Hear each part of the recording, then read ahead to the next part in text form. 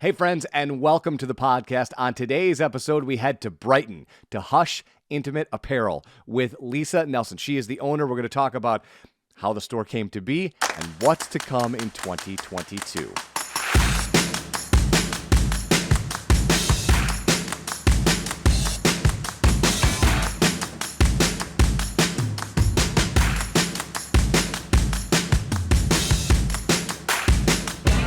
And as I said, my guest today, Lisa Nelson from Hush Intimates. Lisa, first of all, how are you?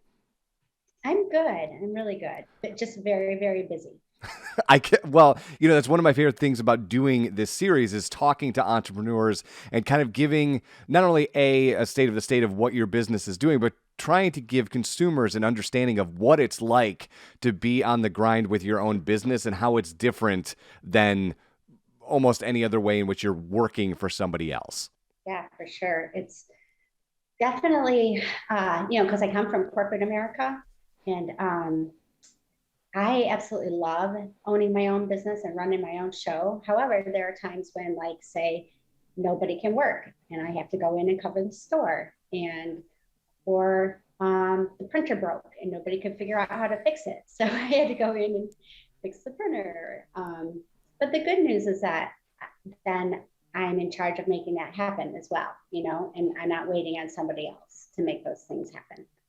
So, Lisa, the store is in Brighton, but before we talk about what you do, yeah. I sort of want to go back to the how we got here, because the origin story to me is super interesting. I have one big giant question I want to ask you, but for people who aren't familiar with the store, talk us through that moment where you're like, I was doing this thing. Now I think I want to go do this thing. Okay. So I had just had our first child, and I was working, at that time, corporate America was offering a part-time position. And so I was working 3 days a week, and I was able to be home with her 2 days. Well, in addition to that, in corporate America, I was feeling very limited by what I could achieve. When you work for a major corporation who hires the best of the best from the best schools, at some point, the talent gets limited because only certain people are going to keep going up, right? And so I had sort of reached not my own personal limit, but possibly my limit in corporate America. And that wasn't enough for me. I felt like I still had so much more to give and so much more to achieve. And I was just super unsatisfied in my job. So then I went to a store like mine in another part of Michigan. They're actually located in Birmingham. And I just loved the experience because it was different than a big box store. And the women working there really seemed to care about me and what was going on in my life. And the experience was very personal. And I jokingly said to my husband, it's too bad she's not selling, because I would love to do something like that. I just really fell in love with the idea of women helping women and being able to shop in an environment that felt like shopping with your friends.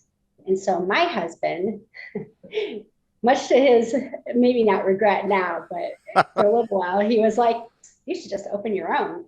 So I started doing the research and looking at SEMCOG data, and the demographics are here. The household income is decent here.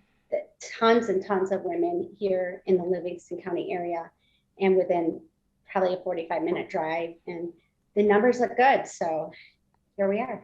So the question I wanted to ask you was not the obvious one, with how someone with an engineering background as extensive as yours ends up doing this. But I was more interested in that entrepreneurial light switch. Like, when did that turn on and you go, all right, I'm going to make this leap, and I'm not leaping into another job. I'm leaping into this other universe, and I know that I can do this. Oh, gosh. Well, I don't know. I think probably because of being a woman in a very male-dominated field, I already had that in me. So, from high school on, I knew that was my career track. I was going to pursue engineering. And failure's never been an option for me. So for me, I think it was a matter of I found something else I really had a passion for, and it was just a matter of making it happen. And like I said, failure is just not an option.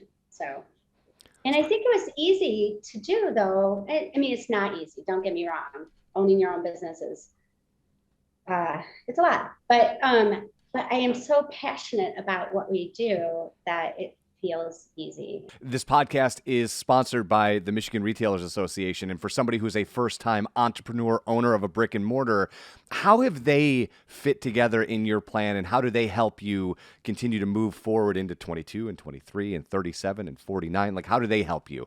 I know there's a few other businesses who belong to the Retail Association that they had mentioned it. And I don't know, it didn't seem like I needed it. However, during COVID, they were posting things that were super helpful, like all the COVID rules and how they apply to retail, and resources on where to get gloves and hand sanitizer. And they even created printables that you could print and put at your cash wrap or on your front door, or and they were just really well thought out. So I actually joined during COVID, and I am so glad I did, because now they have just so many other resources too. You know, they update you on all the legislative stuff that applies to retail, and then break it down in a way that makes sense, that isn't like super legalese, you know.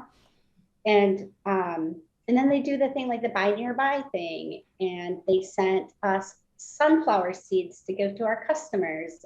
And I'm trying to think. Oh yeah, and the retail index. That's great too, because then I can take a look at the index and see if I'm marching along like compared to other retailers, or if there's something maybe going on in my own business that maybe I need to be doing differently because everybody else is doing great and I'm not. So that helps too. All right, so let's talk about Hush, because I'm super interested, in what's going on right now, but I want to go back a couple because, you know, when you jump on the website and in the 5 minutes I've gotten to talk with you, you are a person who automatically kind of brings you in and wants to get to know you, right? And that's the magic of what you are doing at Hush is this, like you said, we take strangers, and by the time you leave, we're friends. You want it to feel like we're shopping with friends.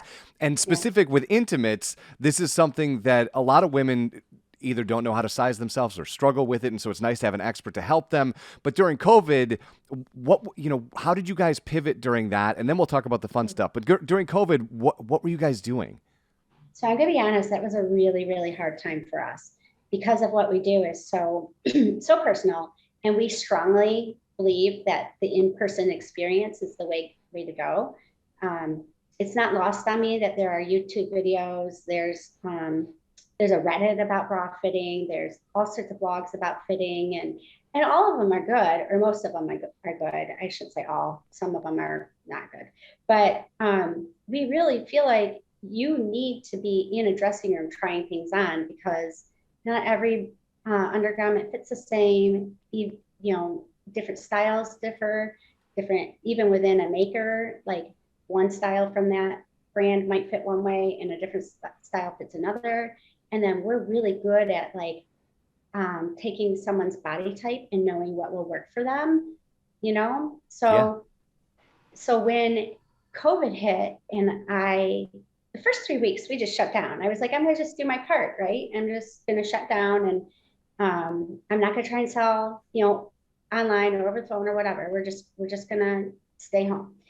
Then after that, I was like, I can't do that. I need to generate, I got to pay my bills, right?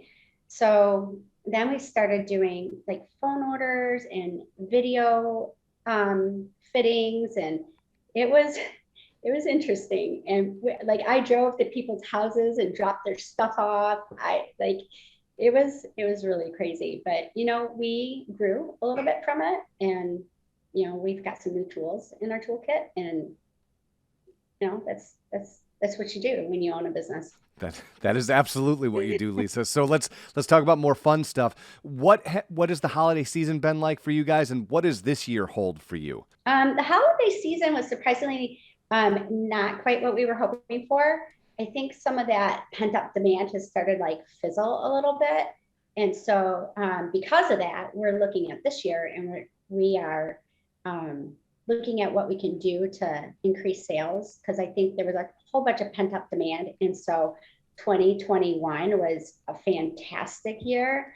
And then it started to slow down a little bit in December. And I think part of that is people are still cautious. Like some of our big events weren't as good as they normally would be. We do Sure. a ladies' night out in December, and it was not well attended. And even the people who did come didn't really spend money. People didn't really want to be in a fitting room with a lot of people. People seem to be very cautious. So now, because of that, and because I feel like as a store, we're finally back to, I would say normal, but like everybody's there during normal times. Because for a long time, I was trying to keep my staff to a minimum. Yep.